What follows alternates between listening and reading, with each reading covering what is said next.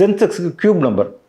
Okay, இந்த cube number எங்கே வருது அப்படின்னாக்கா உங்களுக்கு 44 × 44 × 44 போட்டாக்கா 85,184.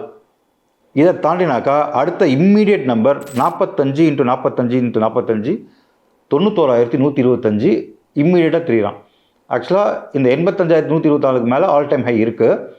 மந்த்லி க்ளோஸ் இந்த 85,124க்கு மேலே இருந்தது அப்படின்னாக்கா மோஸ்ட் ப்ராபப்ளி 91,125 அடிச்சுட்டு அதுக்கப்புறம் தான் என்ன பண்ணுறது அப்படின்னு யோசிக்கும்.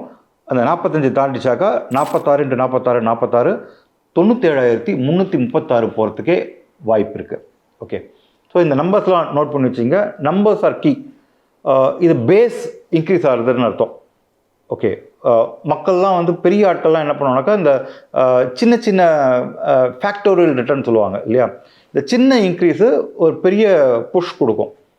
ஸோ நீங்கள் இந்த க்யூப் போனீங்க, ஸ்கொயர் போனீங்க அப்படின்னாக்கா உங்களோட அடுத்த பெரிய டார்கெட் தெரிஞ்சிடும். நீங்கள் இன்ட்ராடே ட்ரேட் பண்ணும்போது கூட நீங்கள் இந்த நம்பர்ஸ்லாம் ஞாபகம் வச்சுன்னு ட்ரேட் பண்ணலாம்.